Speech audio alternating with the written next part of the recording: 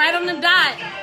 I'm loving this. I'm loving the fact of being able to be with my friends and my family and others, just being able to express the different things that are troubling so many of us, that some of us we like to discuss but only in private.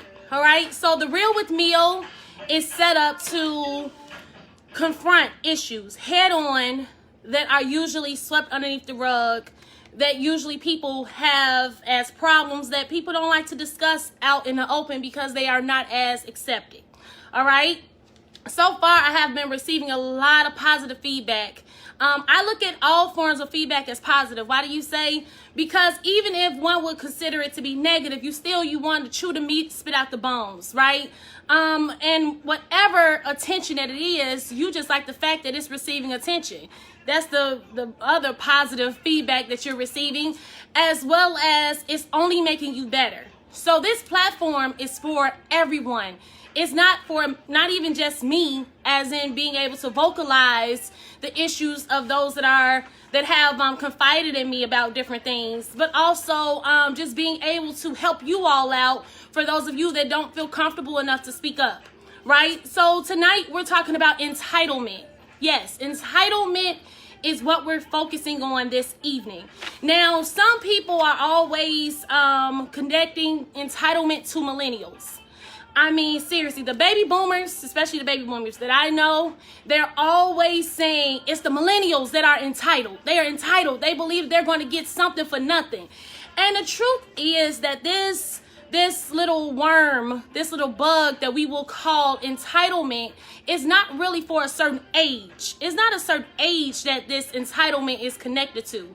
No, it's a national, let's say all generational covering issue. I've met entitled teenagers, I've met entitled children, I've met entitled baby boomers, I've met entitled millennials.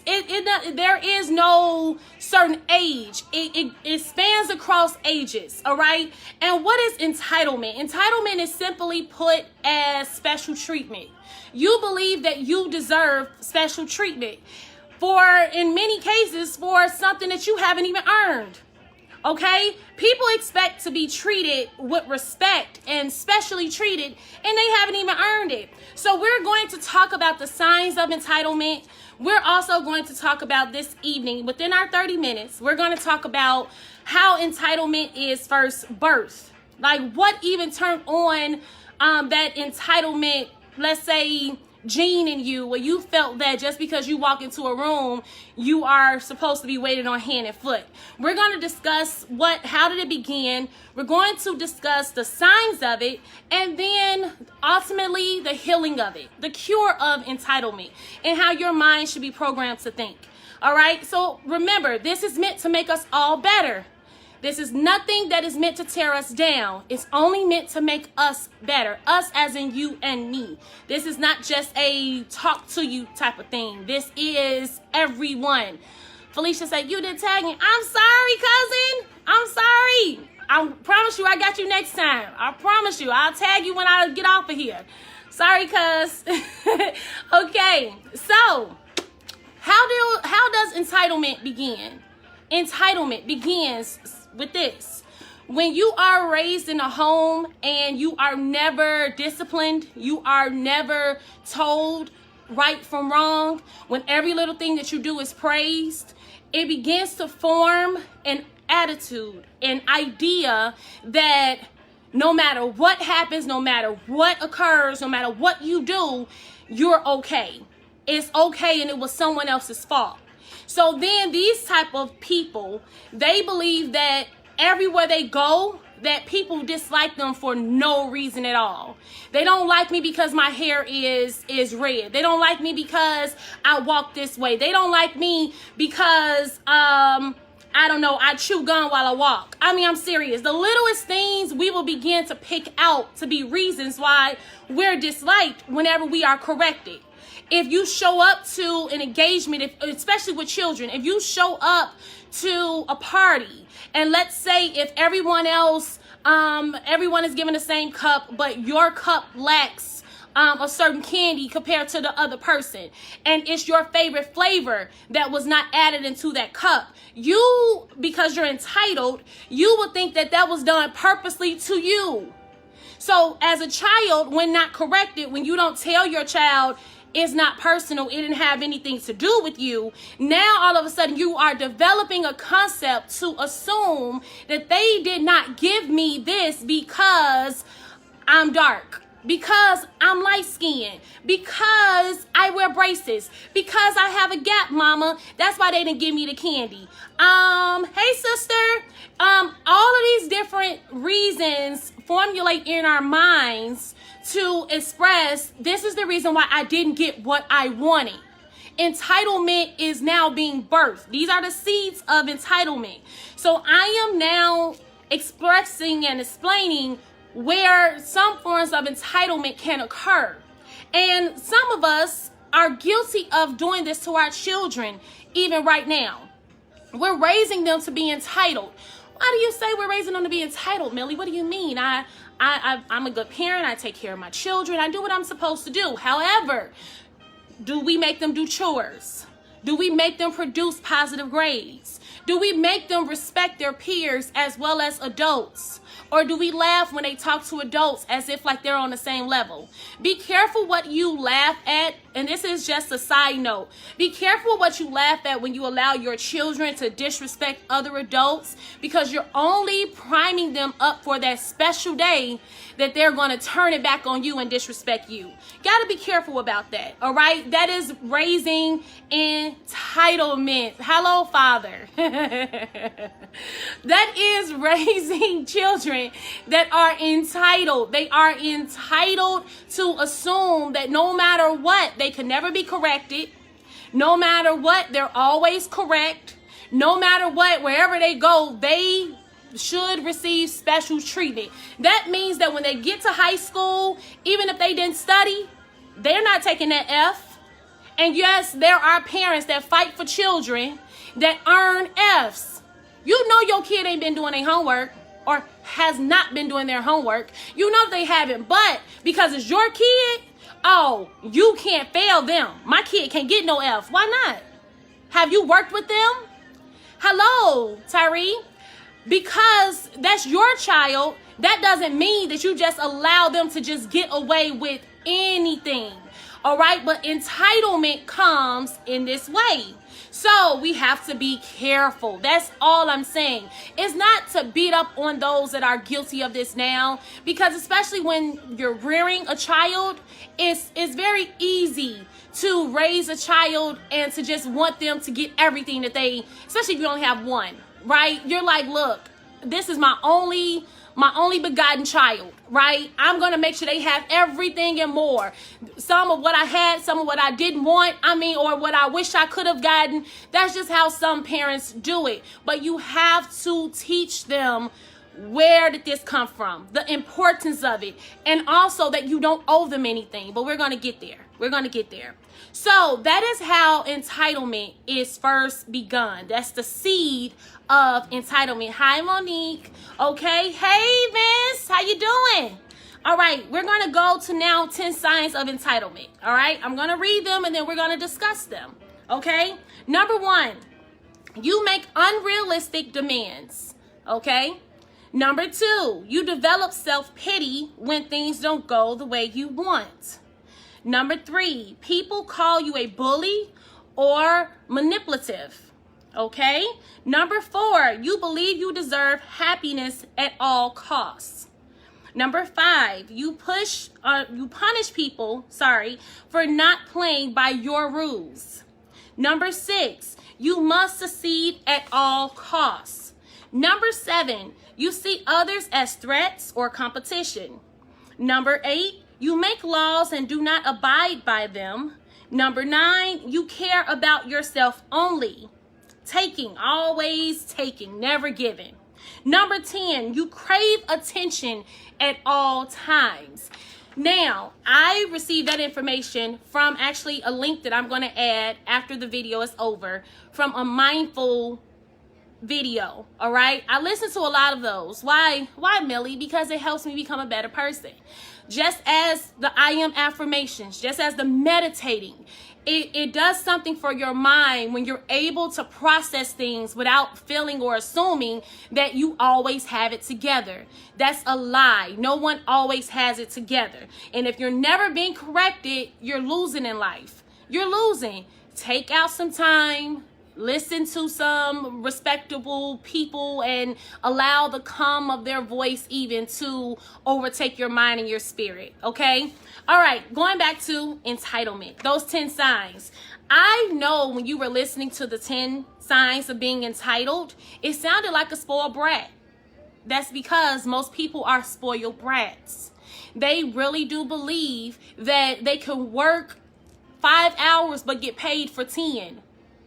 I really believe that people that are entitled, especially when we think about the generational thing about entitlement, again, not that I would place it up on one generation, but I do believe that music influences our minds, where we believe that, you know, everyone wants to be an NBA player. Everyone wants to be a rapper. Everyone wants to be a video vixen. You want those things that seems like you get big money overnight. Not too many of actually entitled people do not like to work hard for anything. So again, I can say that this is just a generational thing. I've seen this with younger people when they have been just, you know, expecting $10 and they've only produced a penny of work. Yes, I've seen this with young people, definitely. But I've also seen entitlement even with our elderly people. What do you mean? I can't say elderly. Let me not say elderly. Let me say seasoned. When you're in your 60s and 70s and your children are literally paying for everything that you have. Now that is a blessing. Don't get it twisted. It's a difference in being blessed and putting that responsibility on your children as if like that's their responsibility to take care of you. Now, this is the real deal. When people work hard with the upbringing of their children and they make sure that they've done everything possible to make sure that their children have reached success, I understand why in a perfect world you can look back and say, when I get older, they're going to help take care of me. They're going to make sure that I have what I need, right? But when you haven't did that, I mean, seriously, like, why is it that people expect to receive money from a bank that they've made no deposits into?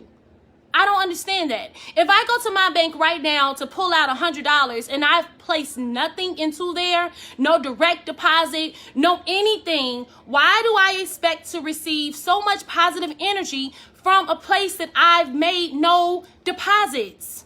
When you have been let's say we talk about, and I shouldn't say talk about, but we mention these people that show up on churches on Christmas, Easter, New Year's, on the holidays, on the major holidays. There are some parents that have parented that way. They literally have not been around at all for the upbringing of their children, except for holidays or family reunions, to look a certain kind of way. They've made absolutely no deposits into these adults that were once their children. But yet when they are of age, they expect for their children to take care of them. That's not right. It's not right, you all.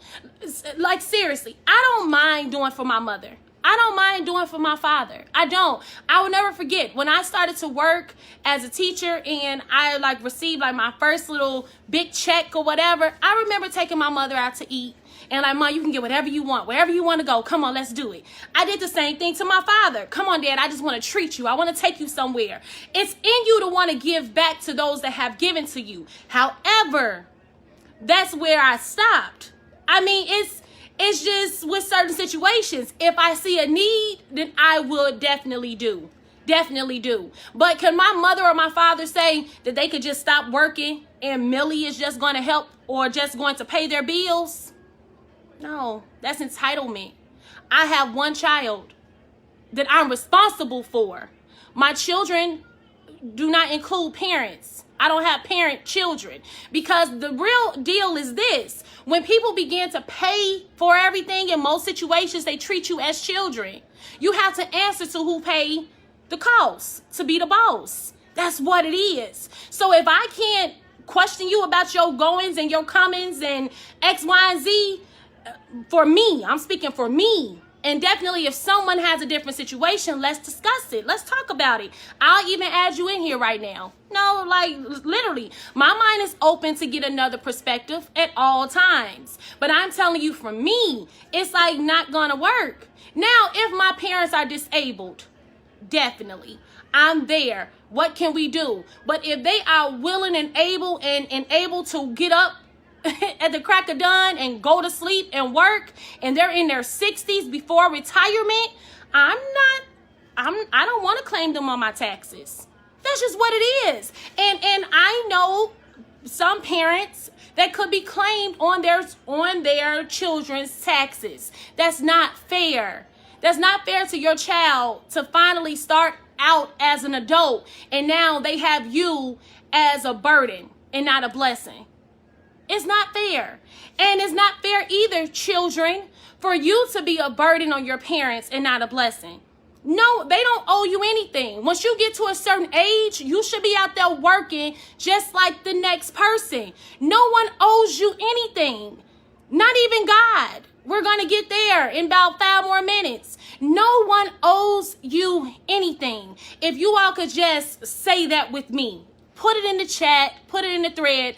No one owes me anything. When you are 18 years old, you are able to work. Get a job. You're no longer focusing on school. So what's the problem? Why do you feel that your parents should still feed you and treat you as if you were an infant? I didn't say for them to kick you out on the streets, but teaching you responsibility, teaching you that, look, if a man don't work, he don't eat, that should come as second nature. When you do not teach your children that no one owes them anything, that they're not entitled to free lights, to free water, that everything in your house costs something, when you don't teach them that, you're going to have a burden for a child. You're going to have a child that's still living in your house at 30-some years old, 40-something years old, yelling at you about why is no butter in the refrigerator? Why is there no milk in the refrigerator? Why is all the bread gone, Ma? Like, are you serious? Like, seriously. And this is the thing that we mess up in our society. And I can say this is something that is definitely can be proven. We make our daughters become more responsible than we do our sons in many cases, where you have a lot of entitled men that are being produced that turn into entitled husbands and entitled fathers. And if they are entitled, what do you think they create? Entitled children. So now those children feel that they can do whatever they want to do, and they're still going to receive the same respect, the same desired pay as the next person that has been doing everything that they are supposed to do. It's just creating a cycle of entitlement. And honestly, you all, that's not a good situation to be in. It's not. No one owes you anything. That's the biggest lesson that I had to learn, even as a young daughter, as a young child. I don't owe you everything. I put a roof over your head, clothes on your back. With that kind of attitude, with that upbringing that I received from my mother, I already had in my head, I need to get a job. Like she does what she want to do, like, right? So she undid her part. So now if I want anything extra, when I was a teenager, oh my goodness, I had bracelets, gold bracelets. I just love bracelets, right? A lot of chains. You could have called me Mr. T, little daughter or something. I love jewelry. Rings on every finger. Guess what? Millie Marvin, you better stop playing with me. Millie had a job though at 15. I sure did. I have been working since the age of 15. When I went to college, I had 2 and 3 jobs. Why did you have all them jobs, Millie? Because don't nobody owe me nothing. So when you understand that no one owes you anything, what does it produce? That you are grateful. It produces gratitude. So now we're moving to What is the cure for entitlement? To appreciate every moment and every chance you have to live. The greatest lesson that we can honestly learn from entitlement and not being entitled is understanding this, that no one owes you anything, not even God. God doesn't. Are you serious? Did that girl just say God don't owe you nothing? No, God don't owe you nothing. So that breath that you're inhaling, exhaling, he don't owe you that. He doesn't. Can you believe it? Somebody probably gonna get mad at me. That girl don't know what she's talking about. God allowed me to be born, so he owe me life. The heck did he do? You know how many babies die of SIDS? Do you not know how many people don't make it past 1 year old, 2 years old?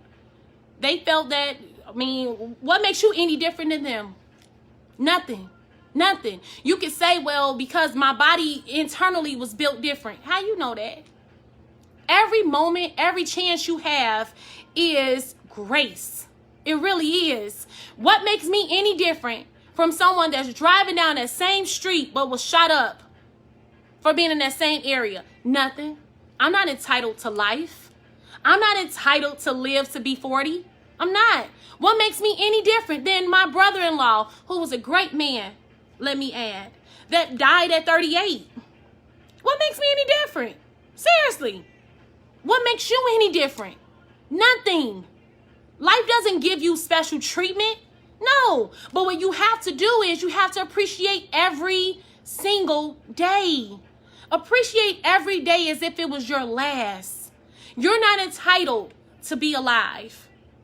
Once you start every day with this attitude of gratitude, then when you go into a place, when you're waiting in that line, and when your name is not called first, you won't get an attitude because they didn't call your name, even if you've been sitting there longer than the other person. When you have that attitude, when you're on the expressway, you want me beeping your horn and cursing people out with road rage because you feel like, I want to be in this lane. They gonna let me in this lane. Why? What makes you so special? Everyone's trying to get to work at the same darn time. Wait your turn. But when it's your turn, you better drive the heck out of that darn vehicle. You see what I'm saying? My point in saying all this is that life is a gift. Every moment is a gift. The people in your life are gifts. So it leaves room for you not to feel entitled anymore. That's the cure. To know that no one owes you anything, not even God. And every chance that you're given to make something positive of your life, take it. Chances don't come around all the time. Why not? Because you're not entitled to a chance every single darn day. When you get your chance to step to the stage, so they say, you better ride it until they know your name, even in their sleeps. And I'm seriously, when you get your chance, make good with it. That's all I'm saying. If you want to be remembered forever, if you want to make your mark where they know that you were here, when they know that what you lived had purpose, make every moment count.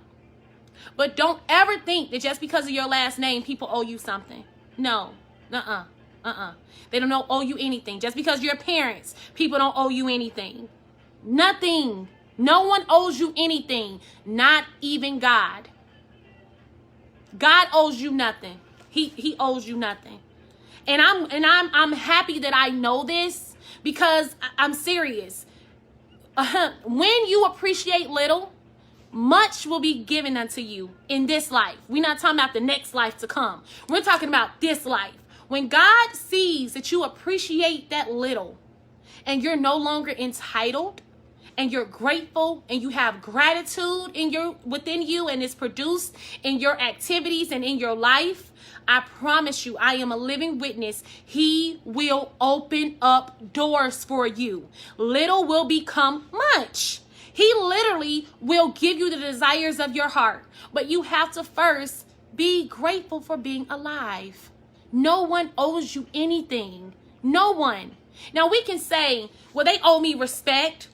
I would have to say, if you give respect, you should get respect. And if respect is not being offered, know how to walk away. You don't have to deal with that. Why? Because that person is probably feeling entitled, that people are just supposed to bow down to their behavior and accept whatever they give. Sorry, I don't have to. There are different ways where you are entitled in life. If you work, you're entitled to that check, definitely. If you're living in a house, it has to meet certain guidelines to be livable. You know, like, that's human entitlement. Like, you're entitled for that. Otherwise, I can't live in this house. I'm paying the cost to be the boss, right? Those forms of entitlement, that comes without, it comes with understanding, right? But I'm talking about day-to-day activity entitlement. Tonight, we've discussed how some of us have made our children entitled. We've talked about that. I've even pointed out the 10 signs of entitlement. If you do those things, I will list the link within the thread at the end of this video. And now the cure for entitlement. Appreciate every day. Appreciate every day. God owes you nothing. Your parents owe you nothing. Your children owe you nothing. Every day you owe yourself to experience the best life that you can create with your mouth and with your action. That's all it is. But if you sit down or laying in your bed thinking that abracadabra or whatever is just going to come and just zoom money into your pockets, into your banks, you're living a fairy tale. You're living the life of a victim. Victims are entitled. Victors know that they have to work for whatever they want in life, period. And if you're not working, if you're not putting the hours in, don't be expecting something wonderful, because it's not going to happen. You're not entitled to receive that. So we're going to let go of that. No more entitlement. If you all can put that in the thread, no more entitlement. We're going to be done with entitlement. No more entitlement. No more entitlement. That's all that we have to think. I'm not entitled. I have whatever I create with my mouth, with my actions. I produce my universe when I speak. No more entitlement. No more entitlement. I just keep feeling that, like, to say it. No more entitlement. Play this for your children. Play this for your parents. I mean, seriously, you would be amazed at how many 60 and 70-year-olds are entitled. They feel like their children should take care of them, and they were not even in their children's lives when they were growing up. No more entitlement. We have 30-year-olds that are, in my case, that feel like their moms and their dads should give them a car, should allow them to live with them, and they're grown adults. No more entitlement. Put your son out, put your daughter out, put your mama out, put your daddy out, and make them stand on their own 2 feet. The way that most adults have to stand on their own 2 feet. The only people that should be in your house that you still training and toiling with and fasting about are your children, not adults. Not adults. Seriously. We have to change our behavior in order to see something different. So no more entitlement. And when we all adopt this idea, life will be better. Because then we will not be held by the strings of our hearts when people want to manipulate the goodness within us by making us feel like they are entitled to what they are asking for. If someone gives you $5, you appreciate it. If you are an adult at all ages, from 18 to 100 or 150, whatever the oldest human being has become on this planet, if someone gives you a penny, say thank you. If someone gives you $10, say thank you. When God sees that you can handle the little, he's going to give you more. All right? And realize this. No one owes you anything, not even God. All right? But what you do owe him is gratitude. Because he doesn't owe you anything, appreciate every breath that you inhale and exhale. Appreciate every moment that he allows the sun to beam on you. And today in Chicago, OMG, that weather felt good, where you could just walk and feel it move through your body. Just all that positive energy. Appreciate it. You should have looked up to the sky or within and just said, thank you, God, that you allowed me to experience this one more time, because you're not entitled to experience it the next moment. I do believe, honestly, and I'm done, I do believe that if we understood that life doesn't owe you anything, we wouldn't allow the little things in life to take up so much of our energy. That every moment, if treated as a gift, as a present, right, of being in the present, as it really should be, that we would appreciate every moment that God allows us to see. That's what I believe. I do. And when not feeling entitled, maybe you could really love those that are around you a little bit more. Knowing that, tomorrow they could be gone. They're not entitled to be here tomorrow. So if you wrong someone, apologize now. If you love someone, tell them you love them now. Why? Because you're not entitled to tell them this next week after you out your feelings. Every day is a gift, you all. And I do believe that even at our young ages, God is showing us, he really is, God is showing us that at any moment, your life could be gone. No longer are people living as long as they used to, 80 and 90. They're not, unfortunately. So stop thinking that you have forever to get yourself right. You don't. So again, no more entitlement. I enjoyed this session. I pray that it fell on a fertile ground and that seeds have been produced that are going to be nourished and that are going to spring forth into positivity in every listener's ear. Remember, this is The Real with Mill. We're guiding, we're improving, and we are empowering all that listen. That's what we're doing. Samaya, give me some music. That's taking me out of here, baby girl. Turn it up. Oh, PJ and Stevie. You my kind of DJ, Samaya. I love you all. Enjoy your families tomorrow. And remember, whatever you do it with gratitude, realizing that God owes you nothing. Tomorrow is Easter. Also, and tomorrow is